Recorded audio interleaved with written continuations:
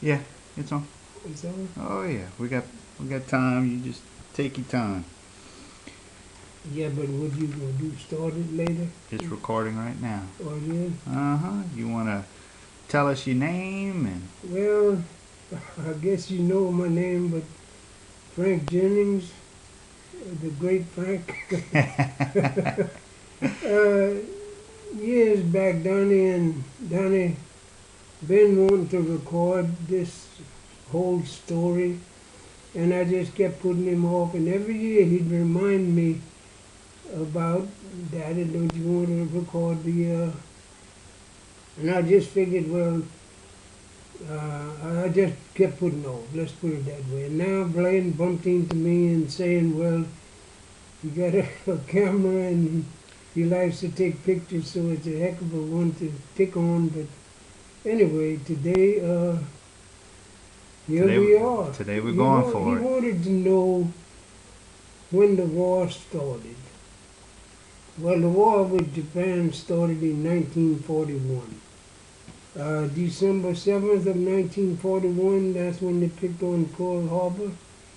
But later we had news for them. It took a while to whip them, but the job was done. And when the war started, how old The were you?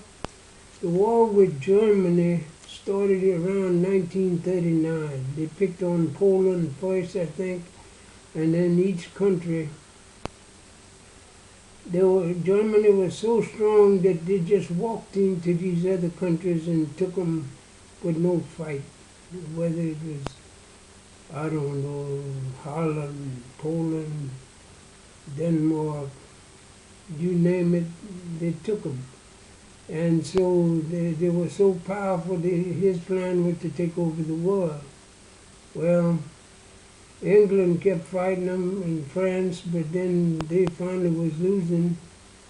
So later in 1944 is when the invasion started on June the 6th of 1944 was when they landed at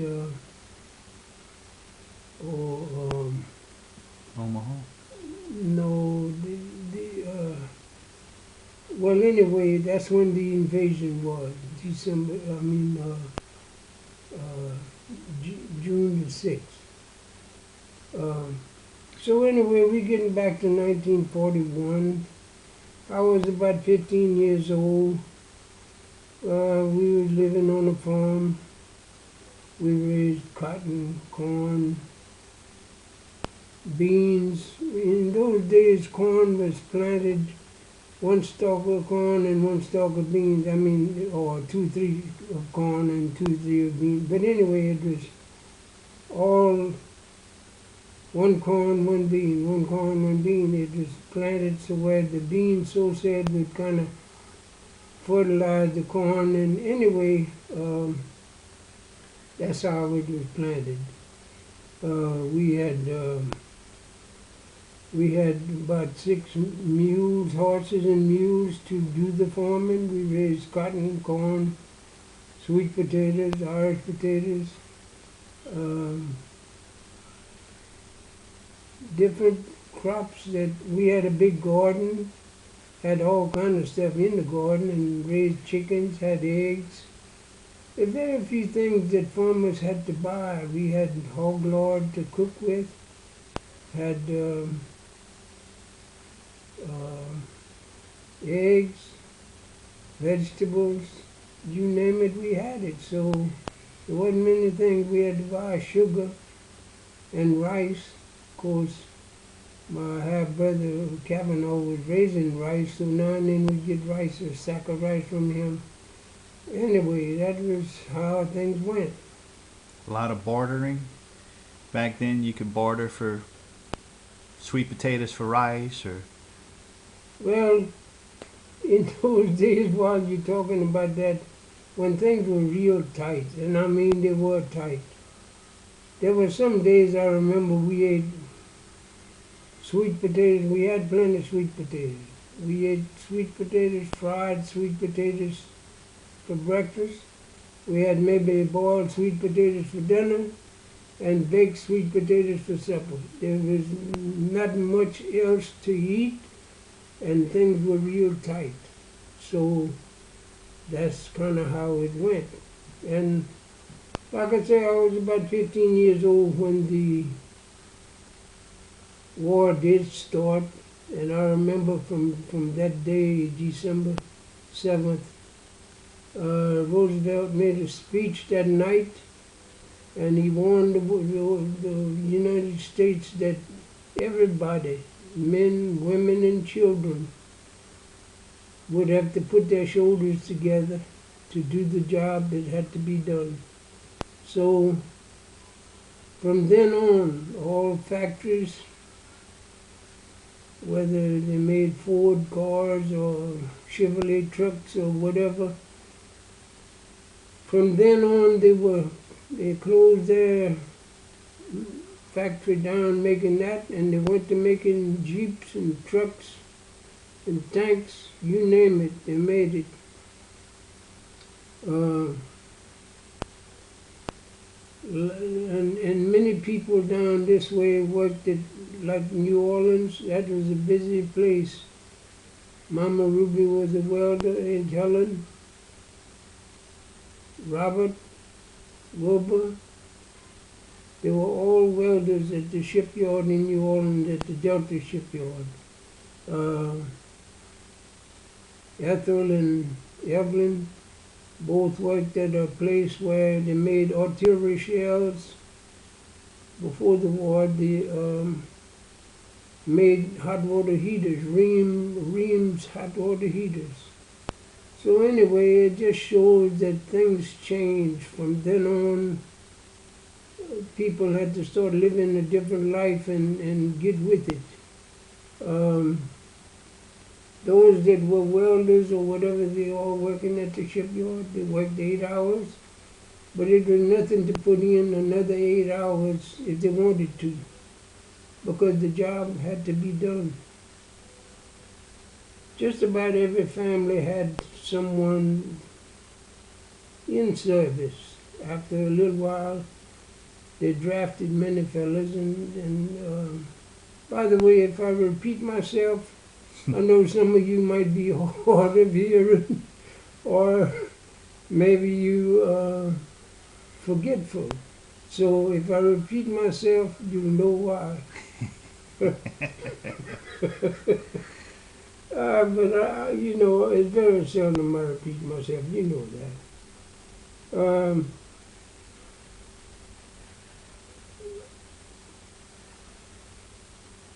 Yes, we raised chickens and hogs, all that we didn't have to buy, but meat was rationed a little bit later. Anyway, what we did, let me back up just a little bit.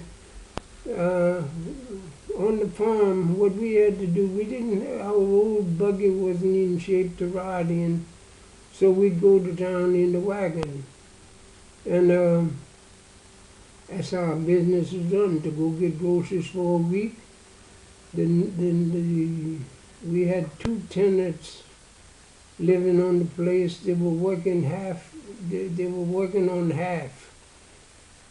My daddy would furnish the seed and team and whatever it took to make the crop, and they did the work, so they got half and he got half. But we'd go to town in a wagon. That's how we traveled, until finally I got a car. This car cost me, I think, $300. Me and my daddy went to town and found this little 1941 Chevrolet, a one-seat deal. And Lord, I thought I had the world by the tail. That was before you went into service. Yeah, that was. I was 17 about then when I got the car. I was working at the stockyard. By the way, I was playing smart though. I was kind of sort of smart like Obama is. I was making $2.75. I'd work day and night, 24 hours for $2.75, and I'd hire a colored fella to do my work on the farm, but he was a working somebody. He'd do more than I would have did if I would have been on the job. Farming. Yeah. So I'd hire him for the day that I was missing. I'd give him $1 a day, and I made $2.75, so we both come out good. Huh. Things were rationed in those days.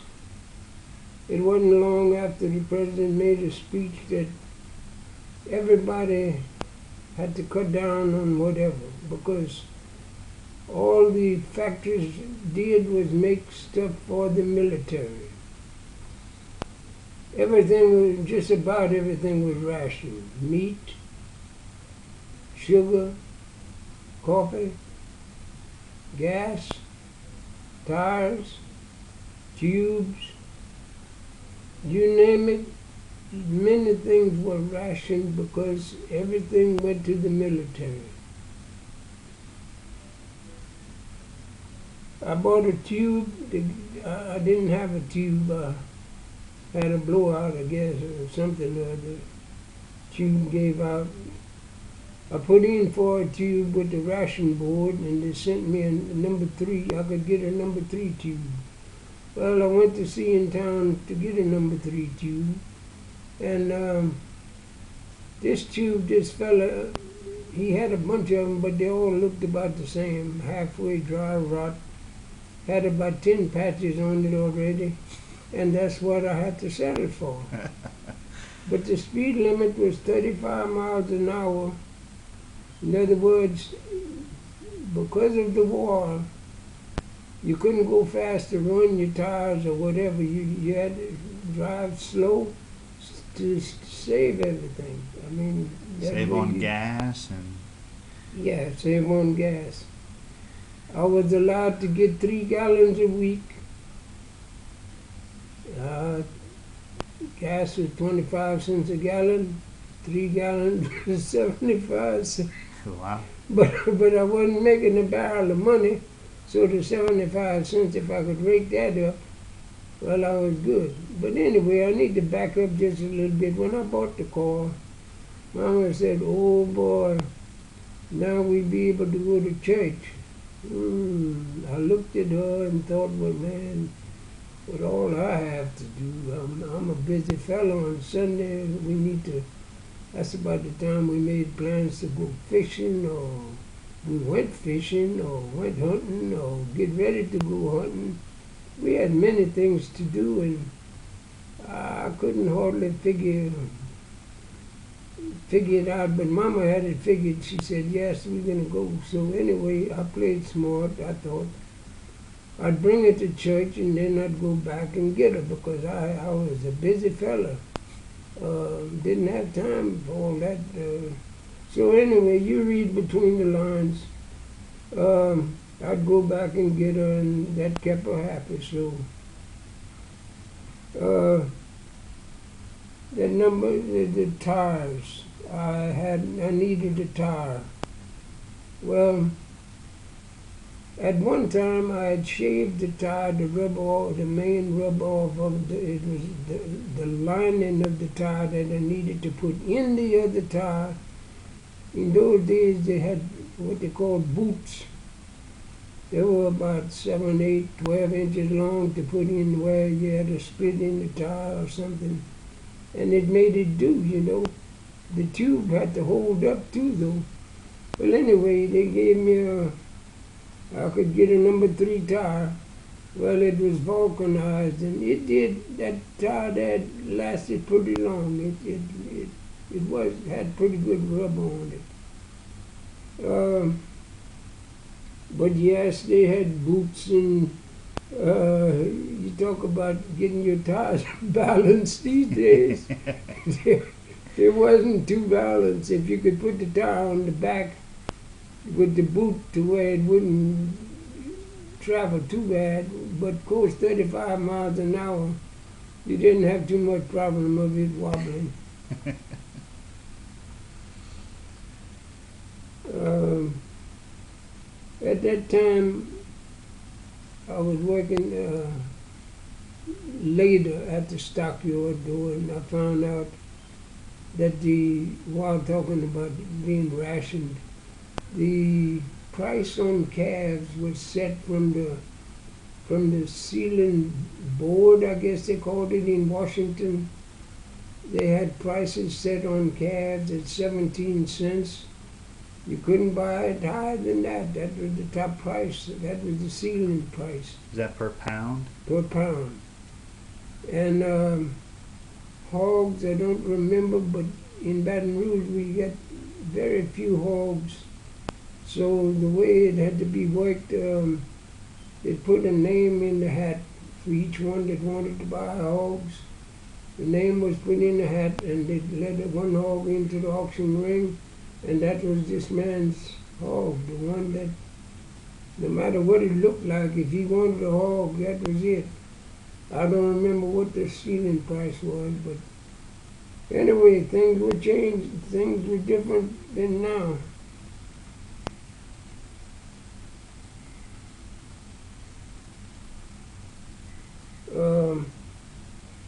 Yes, when the president made his speech, he said everybody had to do their job, men, women, and children. Children in those days, we were farming, and even though you were from 6 to whatever age going to school, that was the starting grade. Going to school was 6 years old. Children going to school was allowed to, they'd go enroll in September, and then they were allowed to, for 2 weeks, to stay at home and help pick cotton or take in the crop. They were allowed for 2 weeks to do that, and then they'd go to school regular. It was like a vacation? No. It wasn't a spring break, huh? It was a vacation out in the field. Yeah, working on your tan. Yeah, and at that time we'd pick cotton for one fellow would hire to pick cotton, so we'd go over there. It paid a penny a pound, but as kids, you don't pick but 10, 12 pounds a day, you know.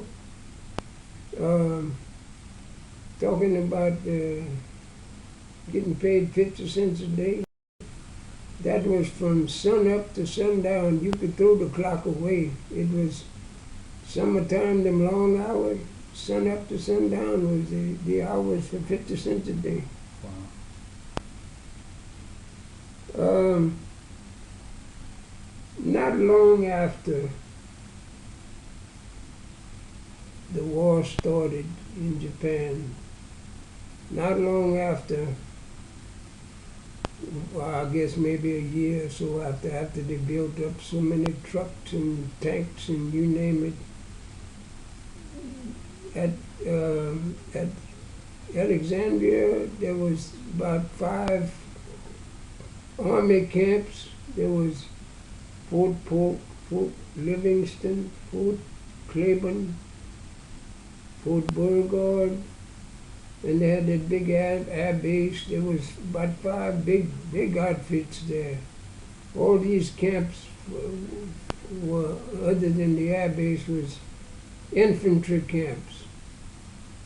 It's sort of like the Marines. The infantry is just very close to the same as Marines. During the day over here, we out in the country, even out on the smallest dirt roads, you'd see army trucks. From Ellick, they'd go on maneuvers. A lot of them soldiers that was at Ellick was from New York, and you name it, they were them. They wasn't coon asses, that's for sure. But anyway, they brought them down here to get them used to mosquitoes and all that. In the swamps around Crotch Springs and all that. They, every day you'd see army trucks. When they passed through Opelousas, the first outfit would put an MP directing traffic. all traffic had to stop for. They couldn't cut through a convoy that was passing by. If there were 50 trucks, they had to wait till them 50 trucks passed by. And so anyway, many soldiers out of Ellick passed through Louisiana, was on maneuvers here, and they were in jeeps, trucks. We didn't see tanks because that was a different outfit. But anyway, day after day, even at night, you'd hear the humming of trucks on the highway. All trucks had grip tires, and you'd hear them humming on the pave. It was really something to see. And if you looked at the train, every train had guns, tanks, trucks, jeeps, going to New Orleans to be unloaded there to go overseas. So yes, everybody had to work, and they did a great job. Okay, stop right there for a second. All right, part Yeah, two. we forgot to mention the date. This is June the 10th of 2012. And so anyway, we back at the deal. Each parish had to furnish about 100 men per month. The draft board would draft fellas. First of all, they had to go to New Orleans. Well, me being on the farm, I was behind a mule all day long, following behind a mule, but Uncle Sam had news for me. He needed a few good men, and so, hey, that's when I went. They drafted about 100 men each month, each parish, so that meant a lot of fellas had to leave. You had to go to New Orleans to be examined. I went, finally when they drafted me, they sent me a greetings card a little bit later, but anyway, they sent me a letter telling me I had to report to New Orleans. I went to New Orleans and I was classified, I think it was 3A because I was on a farm. 1A was a fella that I guess wasn't doing much, but each job was kind of, they graded you if it was a job that, well, I don't know, farming was very important, but I guess some reason or other they figured I wasn't important enough. I had to go. So anyway, I went to New Orleans and I come out as probably a 3A, I think, because that was the classification for if you was working and what kind of job you had. That 3 meant something and the 1 meant that you was good to go. And the drafted fellas didn't have to talk English. They drafted them left and right. This fella from around back of Leonville there somewhere, from the wooded area, he was an old farmer and he barely could talk English. They drafted him and they sent him to New Orleans by the Greyhound bus, and he was very excited to come back and explain what they did in New Orleans. So anyway, he got back home and all his friends was waiting for him to find out what old Joe had to say. He said, man, he said, this one doctor, he told me to grunt, and I thought he said jump. I jump about 10 feet.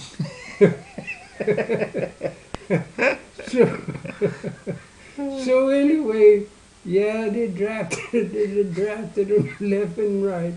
And the thing about it is that they wasn't particular on who did draft. If you had a trigger finger and a good eye, at least one good eye, that's all they needed. Well, They, You remember the date you got drafted?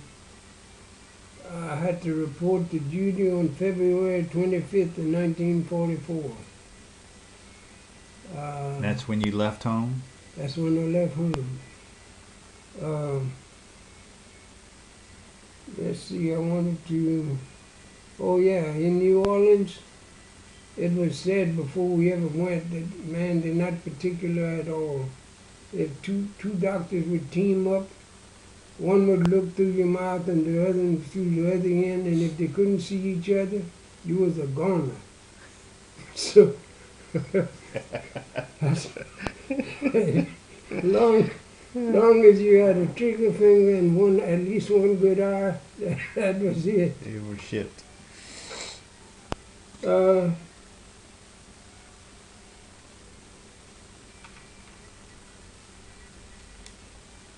so yes, I passed the test, and I had to report on February 25th. And Mama was worried about me getting up to be sure to get up to report to duty. She wanted to know. She wanted me the night before to be sure to get up, when the clock would ring. Well, she had a big Ben alarm clock. It wasn't so big, but you could hear that thing it sounded like when it would ring, it would sound like a locomotive at a crossing when they'd ring the bell. For you to stop the car at the crossing. It sounded so loud that, and then Mama asked me later, she said, did you hear the clock ring? How could I miss hearing it? That thing is so loud. Oh yes, yeah, she was sure that I'd be reporting to duty, she that big Ben clock. Oh yes, it wasn't You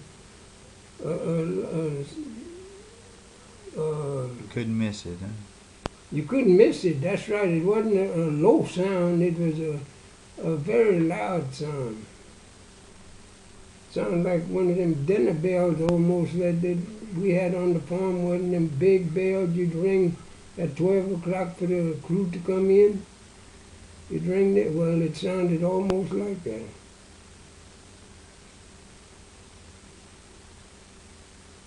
Yeah, I'm just looking at some of my notes. Yeah, if I repeat myself, don't forget it's for those that maybe hard of hearing or otherwise.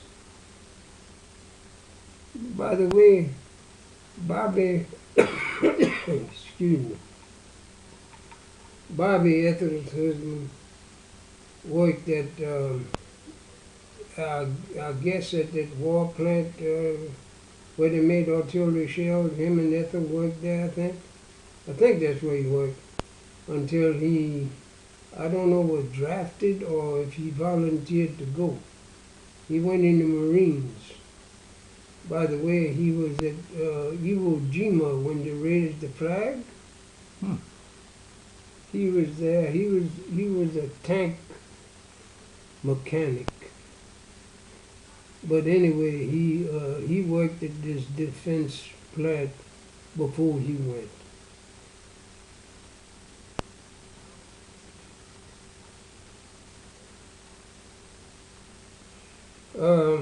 On that date, February 25th, I had to report at 7 o'clock, I guess, in the morning at the courthouse.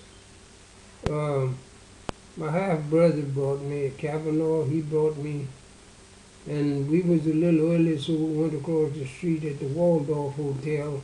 They had a restaurant there, and so we ate breakfast there, and after that, then I had to walk right across the street to report for the Greyhound bus was waiting there to bring the fellas. That was in New Orleans? No, that was at the courthouse in Opelousas. They had a Waldorf? Yeah, Waldorf Hotel. Yeah, it was right across the street from the courthouse. Wow.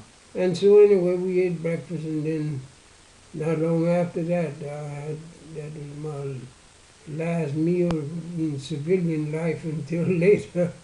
Um, Is there a mm, change in quality from civilian food to Army oh food? yeah, you talk about a change. The coffee, by the way, you mentioned that. The coffee was so bad in the Army, I quit drinking. It was tasted like water that was just dirty water almost. It tasted so bad, I just quit drinking. And Lord knows, when I was in the field farming, I had a half a pint of coffee in my back pocket all day long. I'd carry that thing around.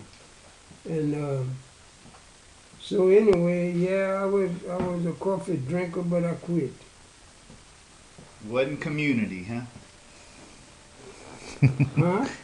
The Army coffee wasn't community Oh coffee. no, no. And so anyway, here the motor was running on the Greyhound bus, ready to go. So they took us to Ellick. I stayed there in Camp Beauregard is where I had to report to. Stayed there about 4 or 5 days when I was there. By the way, this fella, Elton knows this fella, Marius Fontenot. He was drafted. He had 3 kids in 3 kids, and they drafted him. Anyway, he went on the same day that I went. We reported to Camp Beauregard and stayed there about 3, 4, 5 days until finally I was sent out from there. Um,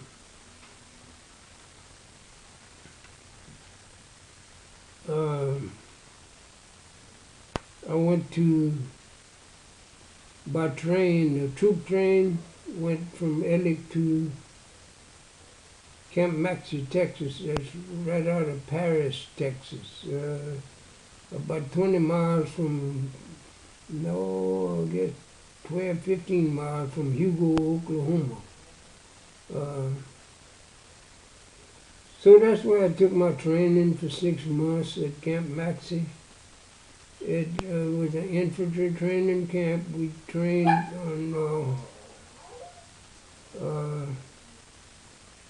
with rifles. I had an M1 rifle which shot 9 shots. It had a clip of 8, but you put one in the chamber, nine shots.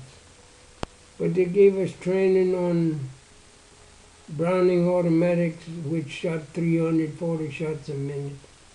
They gave training for machine guns, the water-cooled and air-cooled machine guns. Gave us training with bazookas and grenades and whatever else that flamethrower training. Um, And you went in as an infantry. Infantry training, yeah, all that. They took us on the rifle range. They had a machine gun set up on the rifle range and a barbed wire. I'd say that barbed wire was about so high off of the ground you had to crawl under that, but I saw bullets hit that wire. They were shooting tracer bullets, hit that wire and go up, but just like they went up, they could go down.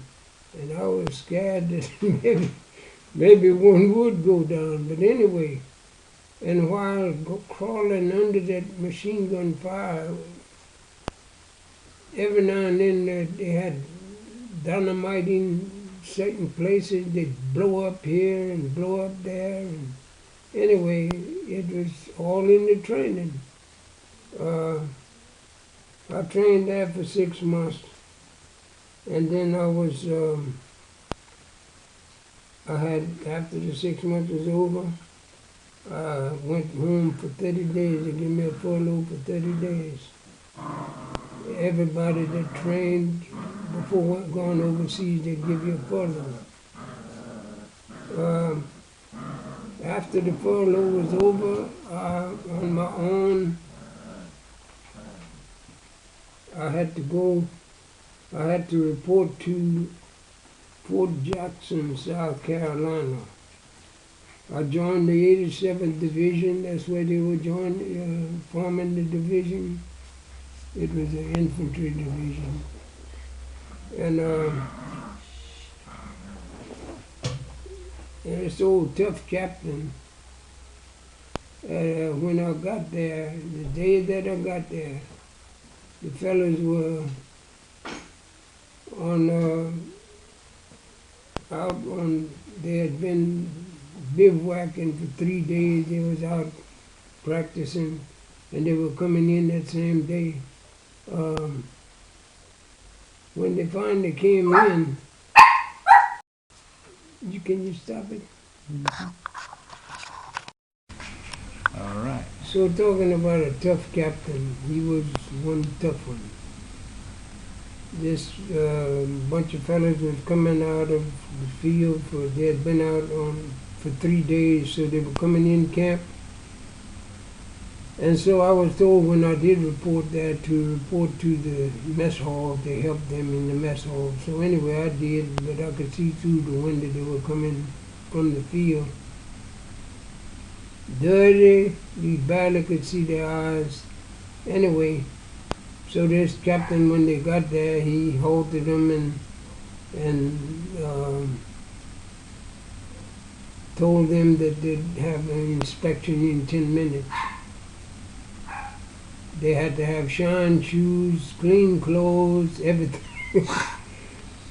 And I figured, well, that outfit must be a green outfit. They must be maybe just starting in the army or whatever. So anyway, that night I noticed that fellas were outside the barracks pulling grass and pulling, even under the barracks. I said, Lord have mercy. He must be a tough guy. So the next morning we had inspection. And he said, you just think you cleaned up. He said, from now on I'll have you cleaning under the barracks with a toothbrush. He said, there'll be no passes this weekend. That was on a Friday, I guess it was. So anyway, different fellas had their wives in town, and they were supposed to have a pass to go, but according to him, there were no passes. So anyway, that's the kind of Joe he was. And talking about him, he was one of the first fellas overseas to get killed. And he said, take care of my men like as if he took care of us. But anyway, I'm bucking the deal a little bit, but overseas, that's what happened to him. He was a tough guy. From Fort Jackson, South Carolina, we were sent to Camp Kilmer, New Jersey, to go overseas. That was the shipping out camp. This little fella, Fogelman, he in Fort Jackson. He slept on the top bunk and I slept at the bottom. He lived 25 miles from Camp Kilmer, so they allowed him to have a pass to go see his girlfriend. He went and saw her, and next morning we left out from there, going overseas. We went over on the Queen Elizabeth, the largest luxury liner in the world at that time. It was a British ship. According to what they said, I don't know. They said, in other words, the division is 17,000 men. According to what they said, there was 17,000 men on the ship. I don't know. It was crowded as heck. I know that. But that thing was 1,180 feet long. If you was on the front of the ship or the back of the ship, it would bow up and down. You'd get sick as a dog. In fact, if I was in the center of it, I was still sick. And while talking about that, being sick, I was sitting on the deck trying to recuperate, and here comes the sergeant and said, how you doing? I said, not too good. He said, you feel a lot better. Come with me. He put me going clean the latrine, where the bathroom. They had about 50 commodes in there. And anyway, that's the job he wanted me to do. But I guess I threw up more than I cleaned up. I was sick all the way. It took 5.5 days to go overseas. Yes, it was the largest luxury liner, but I was sick.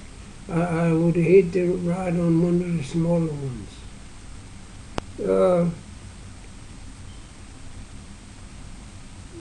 In 5.5 days, we went to Glasgow, Scotland, is where they landed. And then from there, we went to Stone, England, and stayed. That's where we lived in a castle. We had 50 rooms in the castle. Um, each room had a fireplace.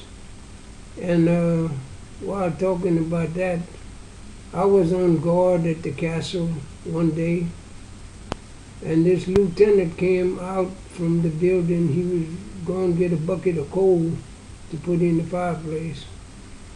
He had two buckets really. So he went out to get the coal, and on his way coming back, he stopped about 20 feet from me to let his buckets rest. I mean, he was tired, let his arms rest. And I thought, well, man, you pulled a bad one there, because as soon as you make 10 more feet, I'm going to salute you. You'll have to drop them buckets again. So that's exactly what happened. He picked up his buckets and made a few more feet. Then I popped it to him. I saluted him. He looked at me and shook his head, and I did the same thing. I said, man, we both laughed, and well, anyway, it wasn't. We got to laugh once in a while. How long did y'all stay at the castle? We stayed in the castle about a week. No, well, maybe less than that. But every day that we was there, we had to hike. We'd do a day's work of putting wheels on jeeps, because all that was crated up when we left the States. All that was put in boxes, sealed.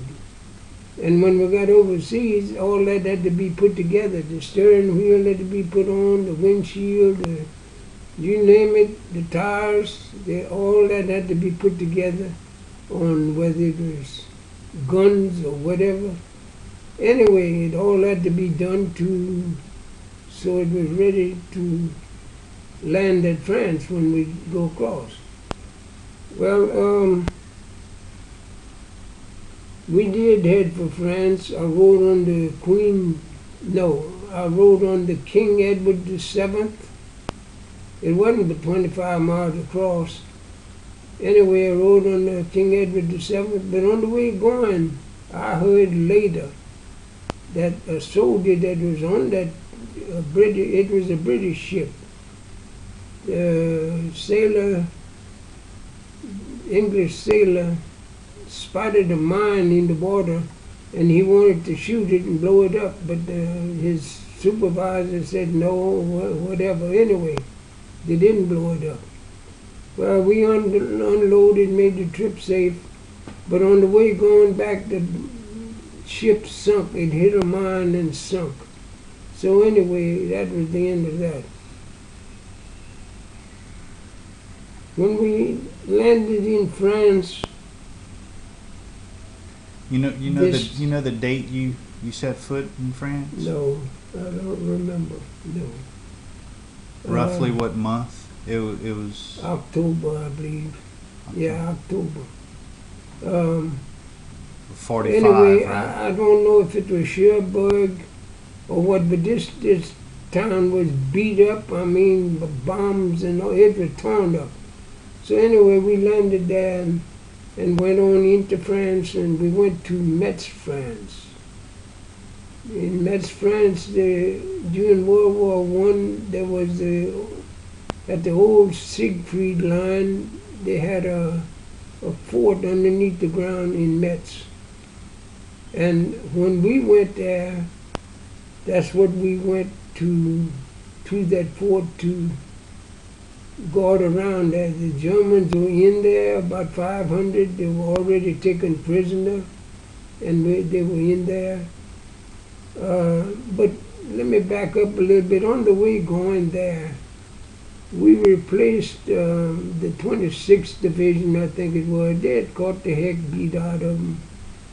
And when we went there, there were 3 fellas standing in front. When we was a whole platoon, about 40 men. We went there and asked where the rest of them were. They said there's no rest. There were just 3 left. So we replaced them, and anyway, that's where we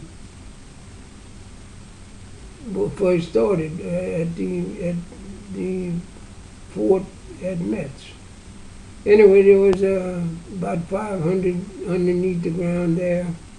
And at night they'd crawl out and try to go eat apples in this apple orchard that was right near there because they were out of food. Anyway, we stayed there a while, but then the Battle of the Bulge started.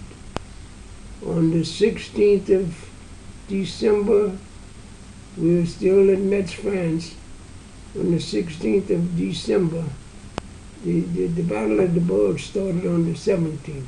But on the 16th, I guess the army heard about it and knew all about it. So anyway, they moved us overnight to near Bastogne, Belgium. But when we left Metz, France,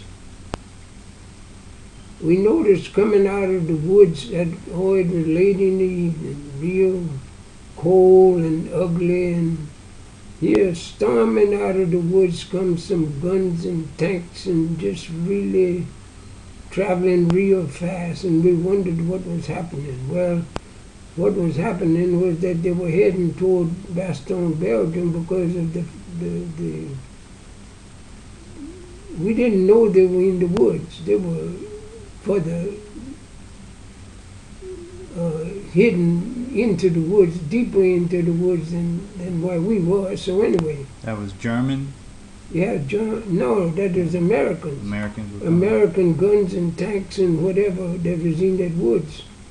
But anyway, on the 16th of December, they come storming out of the woods and heading. We didn't know what was happening. So anyway, they warned us all to be on the lookout for whatever. So it wasn't long after dark, they loaded us on the back of 18-wheelers with low sides, and it was much cold. It was 20 below, and we traveled all night. Didn't have to go but 100 miles, but they traveled about 10 miles an hour because with no lights, you barely could creep, you know. So anyway, it took all night to get there. And when, in fact, they'd stop about every couple hours so that we could walk around. I was so stiff that I almost didn't want to get out of the truck to walk around. I was so cold. Anyway, we fought that all night long.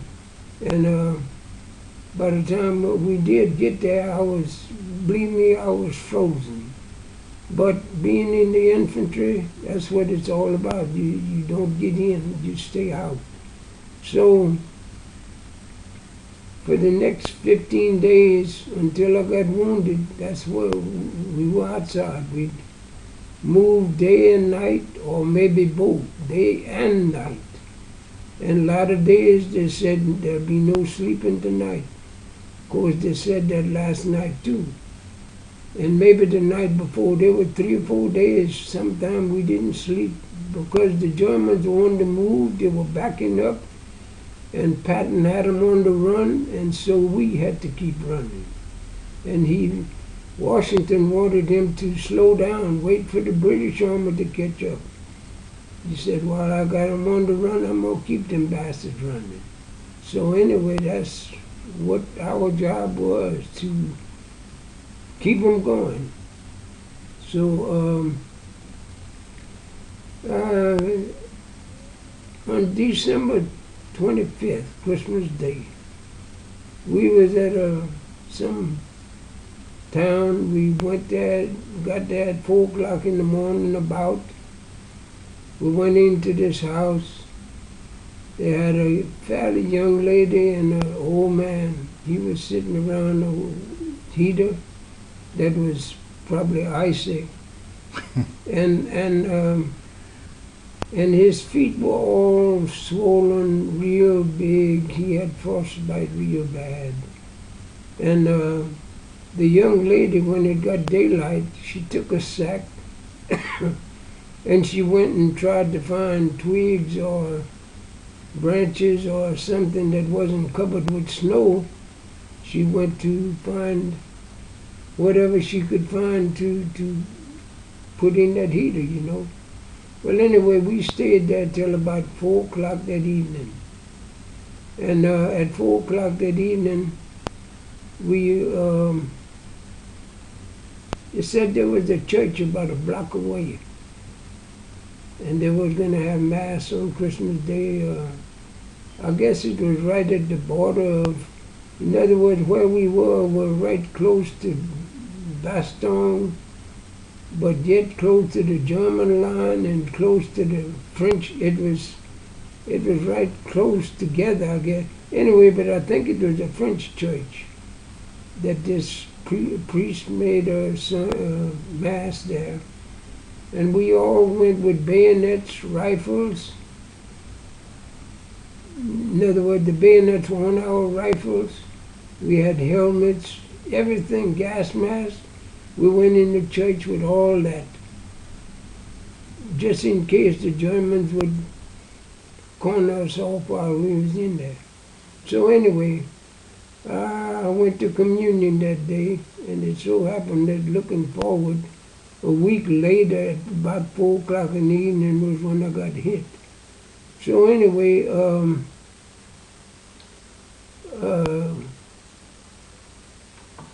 We had a lot of, the church was full for the mass. oh, the church was all full, nothing but soldiers, you see. But like I said, we all had all our equipment. And but we moved so much that after that we probably left at night and got out of that house and went to the next village or whatever. We kept traveling. Didn't even stop for Christmas.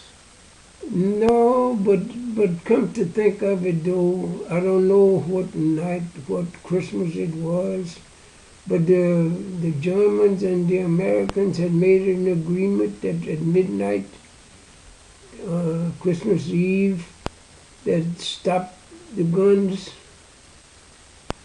at midnight, and for 24 hours, I guess, and then start back again. Well, anyway, that's what war's about. They had agreed, and we had agreed that, but can you stop it a minute? All right, Frankie. So, share with me about the church. The church was a French church, I think, and it wasn't damaged at all because the Germans and the Americans had agreed that churches wouldn't be bombed or whatever. But the Germans had a habit of hiding in them churches so that way the artillery shell couldn't hit them, because the agreement was not to hit a church. So anyway, but while talking about church, I need to back up a little bit. When I was in Fort Jackson, I noticed that on Sundays, a lot of these fellas would head to the little chapel that was there. And so I decided, well, I'd go too, because I didn't have to go fishing or hunting. I was there hooked, so I'd go with them to church. And so anyway, each Sunday I was with them, whether it was a preacher or a priest or you name it, Baptist preacher, Baptist preacher, Pentecostal preacher, or no matter what it was, I'd go. And so I thought, well, hey, going overseas, that might be a one-way ticket, so maybe I need to go. So I started going to church, and so later, uh, I need to back up a little bit. When I was in at Metz, France, around that pillbox, that underground fort, we was at a pillbox outside of the fort was where we were going. And me and another fellow, he had a Browning automatic which shot 340 shots a minute. And I had my rifle. Anyway, we were supposed to guard there. About the time we was on in other words, the ground was level in front of us, but we was against a ditch bank. And when he moved his weapon, he wanted to change places. He took his Browning automatic, it had tripods so it would rest on the ground. Anyway, he moved place. He was behind a little bush, and he moved 8-10 feet from me behind another bush, I guess, which he thought was better. Well, after he moved, I moved where he was because that was a better place than where I was. So it wasn't long after I got behind that little bush. Them Germans trimmed that bush like as if it had been hedge clippers. They took let's see what they call their little butt gun. That thing all of it, and it was about 20 shots.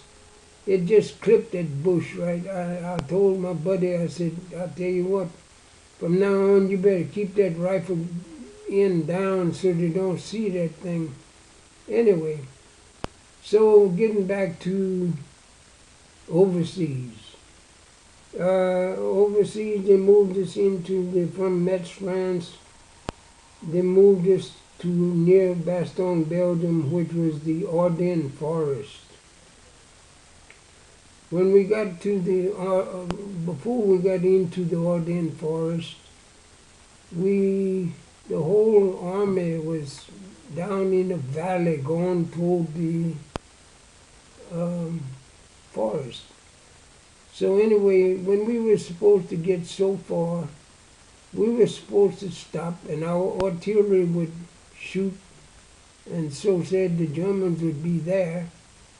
So anyway, when we get so far, we'd stop. Then the artillery would fire, and then we'd go forward. Well, when we went so far, we had gone too far. Somebody messed up and we had gone too far. Our guns from our army was set right where we were, and the German guns were set right where we were.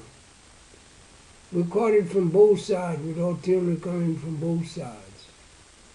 And at the end of the day, we put 2 companies together, which was, our company was 187 men when we started. We put 2 companies together, and it didn't make a full company. Many of them got killed and wounded in the Ardennes forest. And if you look at the trees in that forest, there was no bark left on those trees. The shells had peeled the bark off, whether it was way up in the tree or down below, so many shells had come in. There was no more bark on the trees. So anyway, a forest is not the best place to be when artillery shells fall, because they hit them trees and then the shrapnel splatters everywhere. Well, many got hit. Well, anyway, from on that day, that night, they took our squad and told us to go back of the lines to take flamethrower training. Well, we went so far this way and so far that way by compass, and we ended up by getting to an artillery outfit that was way back. So anyway, way up during the night we got there, maybe 11 o'clock, we got to this artillery outfit, and as soon as we got there, this captain or lieutenant or whatever he was, he said, "Boys, I know y'all hungry. The kitchen is set up right over there, and y'all get a hot meal, and before y'all lay down, dig in." Oh, we thought, man, you ought to have been where we was, way up yonder. They had shells coming in, whereas here there's none coming in. Anyway, we thought, well, so we ate, and after we ate, we laid down, and he come woke us up. "Boys, you're gonna have to dig in. I'm sorry, but dig in." So we dug. I dug a trench, and these other fellas dug. And the next morning, after the sun come up, after daylight really, because the sun didn't come up, it was gray looking, cold.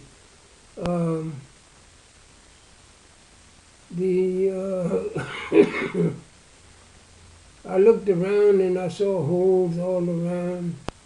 And I asked my buddy next to me, I said, "Well, I could have swore all this was level when we came last night." He said, "Where was you at 4 o'clock this morning?" They had shot many artillery shells in there, tried to hit. Anyway, we wasn't hit. By digging in, we wasn't hit. You slept through it. We slept through it. Or you did, at least. I slept through it. He didn't. He didn't, because he told me that it was 4 o'clock this morning, you know. So anyway, and at the same time back there at this artillery outfit, I noticed off the side, when it got daylight, that there were 2 big army trucks sitting off the side. It was loaded with bodies in body bags. It was loaded, both trucks were loaded.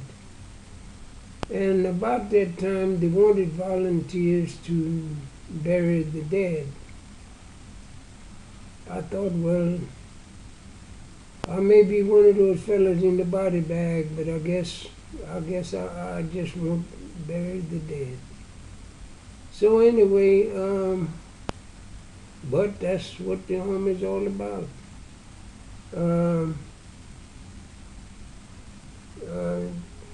So you learned how to throw. You got flamethrower training at that point. They didn't give us flame. I don't know what threw us off. If they got a phone call. You see, they had radio phones. I don't know. We never took flamethrower training there. I don't know whatever went to the plan. Yeah. Or if they didn't, maybe they had taken the what they call them, a pillbox. Maybe that pillbox was taken and they didn't need to have a flamethrower to go there, you know. Yeah. I don't know what happened, but Plans changed. Yeah, plans changed. And So you had to head back to the Ardennes after that? we went back there, but some reason or other we moved out to different villages. We kept moving day, night, you know. And one thing, there was, in each squad there's a bazooka man. Well, this bazooka man was a little short fella. And I'll never forget, every now and then you'd hear him humming or singing, "You always hurt the one you love," or something like that. He'd always sing that, you know. Well, anyway, talking about him, I heard, after I got wounded, I heard that he had got killed, that a tank was coming down a dirt road, but on each side they must have had cut in to make the dirt road. They had cut the hill, and so there was high hills on each side of the road. Well, he was sort of trapped in there, hills on each side the way he couldn't go nowhere. And this tank came around the curve, and but he did stop the tank, but they did get him. So anyway, but he was a little short fella, always humming. Uh,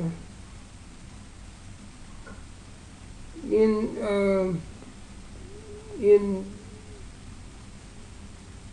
places where it was clear, no trees, no this, no that, large areas where nothing but snow, frozen snow and sleet. The ground was hard with sleet, it was frozen. And artillery shells would come in, they'd slide on in, and I guess the snow would skid on the snow, and the snow would fly about 50 feet in the air, Thank God a lot of them didn't go off right by us. Right. Yeah, and so, While we're talking about artillery shells, share the story of the one that knocked you off your feet. well, This I was can't, there comes a time a fella has to do his business. And so we was out in the woods, and I had a foxhole dug, and every now and then they'd shoot shells, artillery, tank shells, whatever would come in. But anyway, I had to go. So I had 2 suits of clothes. I had a raincoat. I had an overcoat. I had 2 suits of clothes on, 2 suits of underclothes on. And anyway, it took a while to try to do the job had to be done. So, so anyway, yeah, I stepped about 20 feet away from my foxhole, and I wasn't wearing my clothes was just down about that time. Here, a tank shell shooting point blank at something flew right on the side of me, and the wind from the shell knocked me down. That wasn't the best feeling. I said, well, from now on, I'm going to have to do some business in the hole. That's just how it was, Yeah. And so, yeah. That was a tough lesson. Yeah, you bet. When the wind from a shell knocked you down,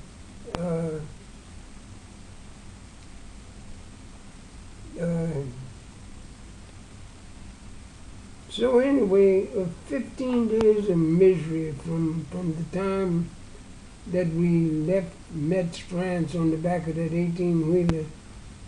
For the next 15 days, it was miserable. Still 20 below and cold.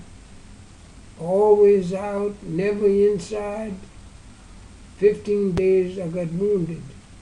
But I didn't know my feet were strictly frozen because I couldn't feel them. I just kept walking with not feeling my feet. And if I would have stayed just another day, I guess my feet would have been black as that thing there. A lot of fellas lost their feet in the hospital. I saw many of them lose their toes. They just drop off. They were dead. So anyway, lucky I got hit when I did. In regards to that, I've read some stuff where they were supposed to supply you every day with fresh socks to try to combat frostbite.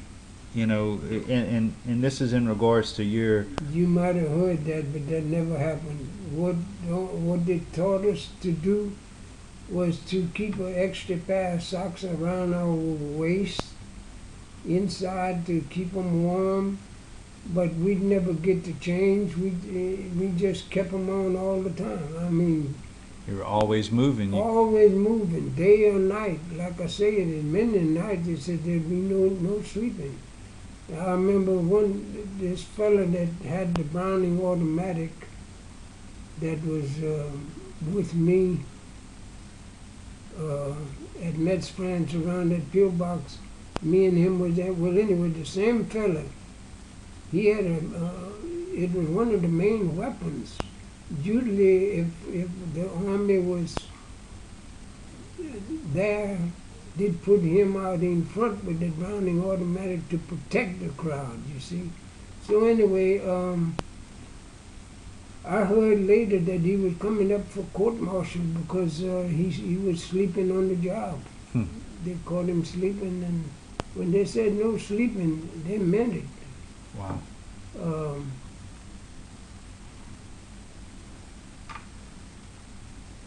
So it was recorded. It was recorded later. No, it was recorded that that was the coldest winter that they had in many years. In fact, when I was examined at the VA hospital, a doctor from Belgium, he was the one that examined me, and he said that it was recorded as the coldest winter they had had in years. It, like I say, for them 15 days of cold, 20 below, it was much cold. I was wounded on December 31st, 1944, and what town were you in? Do you remember that? no, I don't. But when I got wounded, we was going into another village late in the evening, and we was going down this low narrow road going to this village, and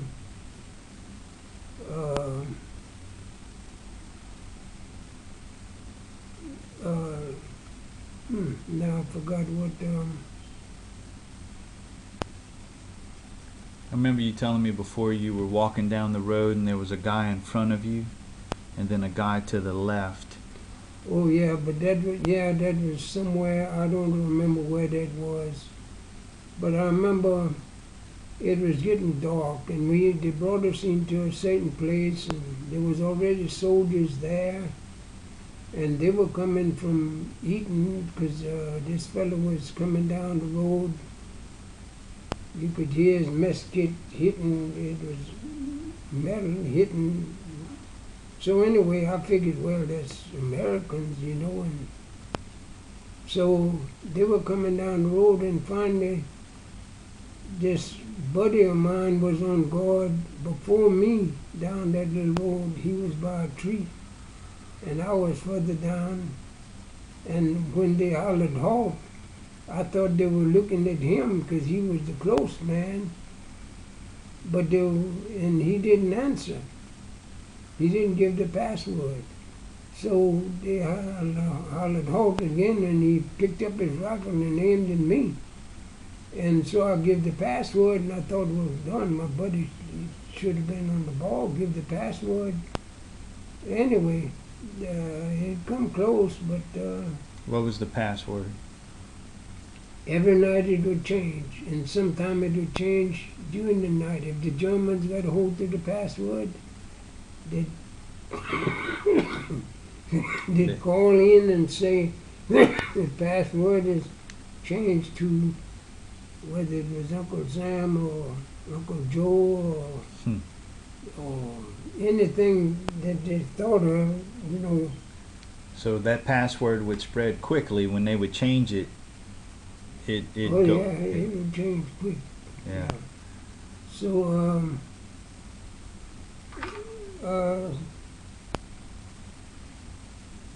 Let's hold on right there, Papa. Okay, we recording. by the way, I just thought of that. I forgot. I don't know how in the heck I forgot it, but in talking about all the garden things that we planted in the garden, we also had popcorn and peanuts for goodies. I hadn't mentioned that, but I left the best part out. Anyway, and also I forgot to, when we talked about things being rationed, many things, such like shoes. I forgot to mention shoes. Some people like shoes, you know. So I forgot to mention that. people that do like shoes pretty often, they would have been in bad shape. Yeah. So, Anyone in particular that likes a lot of shoes? there's certain people that, I mean, They'll know, huh? yeah. So anyway, I just thought I'd mention it. I forgot to mention that, so. While we were talking about rations, when you said the tube and the tire that you got was a three, what Yeah, did you it call it? wasn't, yeah, all I could get was that three, yeah, number three A tire. number three tire. What It does that wasn't, What it does that wasn't a mean? second-hand tire, it was a third-hand tire. So That it, son of a gun was fixing to blow. it Yeah, wasn't even a hand. It was a third hand me down. that's it. Yeah, and that's all we could get. But like I say, talking about boots, you could hear a car coming with that other boot in there. Yeah. I have put inside the wall of a tire in another tire too, and it worked. Hey, you Reinforcing. did what you had to do. Well, hey, everybody had to sacrifice for those days. Yeah, yeah. So anyway, I just thought I'd mention it. Some people like to know. Oh, yeah. Alrighty. Signing off. All right. We're going. Yeah, we need to back up just a little bit. I forgot about one thing, or maybe two. But anyway, this lieutenant, we were taking training. Well, I want to tell you about two things really. Taking training, this lieutenant, it was hot as heck in Texas, much hot. We were taking training, and this one fella passed out right there. We was all in a pile. This one fella passed out. He went down to the ground. This lieutenant, little short lieutenant, never forget him. He hauled back. He told that soldier, he said, "Get up." The fella didn't hardly roll his eyes much, less get up. He said, "I said, get up, soldier." Fella didn't budge. He hauled off and he kicked the hell out of that fella down. But there was nothing we could do. That was the army. Nothing we could do about it but swallow it. But nowadays, I don't think they have that.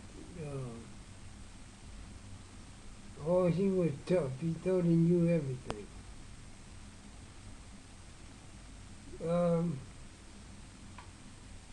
In the army, there used to be a song way back yonder. It went like this, but I don't know what the rest of the words were. You're in the army now, you're not behind a plow. And it went on to say a bunch of whatever. But I do remember at least that part, so no, I wasn't behind a plow. Not anymore. Huh? Not no more. And there was another song, this is the army, Mr. Brown. You and your baby went to town. You had your breakfast in bed before, but you won't have it there anymore. Then you're in the army, Mr. Green. We like our barracks nice and clean. You had your breakfast in bed before, but you won't have it there anymore. It went on to repeating the same thing. I guess it's that Mr. Jennings too, maybe. You in the army, Mr. Jennings. You kept the cottons keep ginning. So anyway, you're in the army now, though. Yeah. Period. Can't go back to doing what you did. Huh? No. They had all kinds of songs that came out during the war, but I don't really remember 'em. There was also, and I'd like to each one of y'all to get a copy of it if I can find that record. It was the Deck of Cards by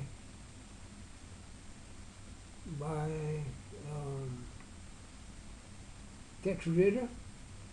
The Deck of Cards. This fellow was in church praying, and he had a deck of cards, and some kind of way his captain called him down, and he explained what every card was. I'd like to get a copy of that and give it to each one of you. I've read that story before. Yeah, Mm-hmm. yeah. It was good. And so, yes, I was heading to get a discharge. I left camp, the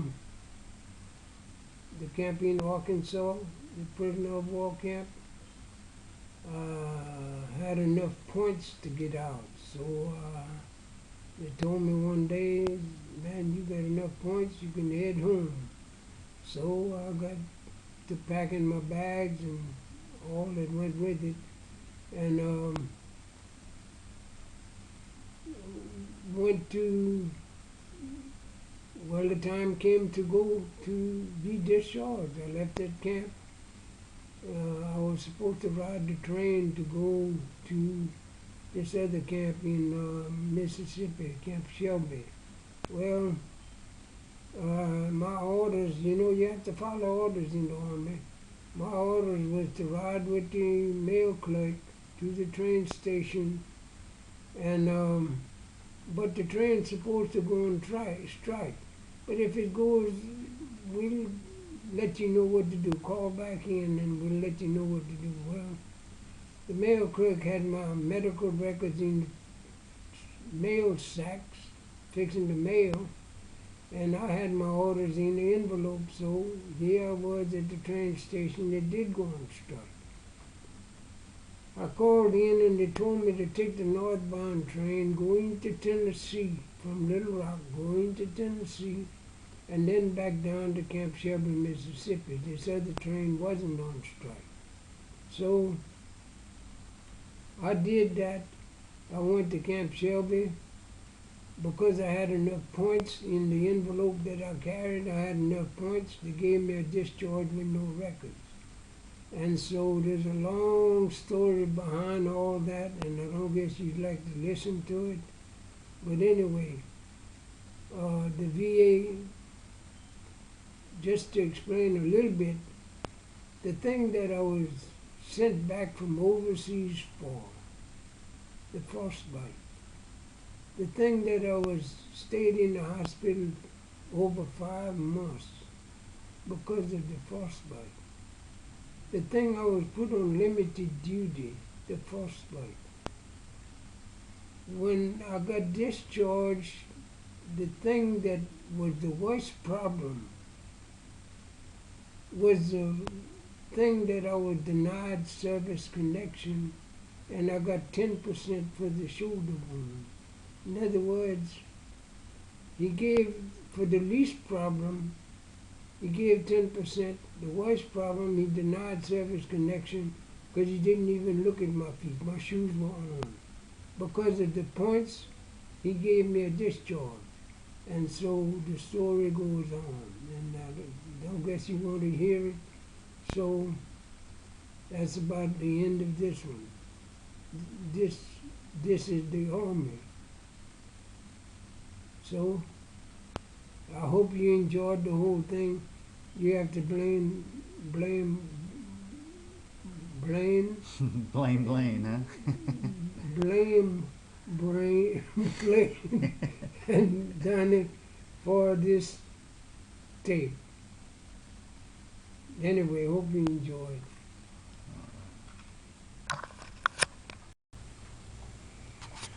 All right, we're looking at a collection of Frankie's medals.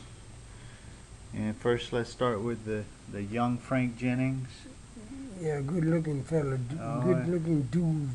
He's a good-looking fella. Either 18 or 19 years old. And This is my dog tag. If a fella didn't make it, a hero you call him. If a fella didn't make it, this notch was to hook in your mouth, the teeth. Someone would open your mouth and put your dog tag when you get hit. a little notch on the left. Yeah. That was to put in your teeth. And this is my stripes when I finally got them, sergeant, buck sergeant they call that. This is combat infantry badge, uh, rifleman's badge. This is the U.S. deal we put on our collar or coat. These little doodads are, Looks like uh, a Purple Heart medal. yeah, and this is, I think, a good conduct, but we have it in a bigger, and this is a Purple Heart deal, and if you have a suit to put, you can put that on the collar of the suit. This is a good conduct medal, and there's the Purple Heart. There's your discharge papers. This ought not be in there. That was Mike's using the Air Force.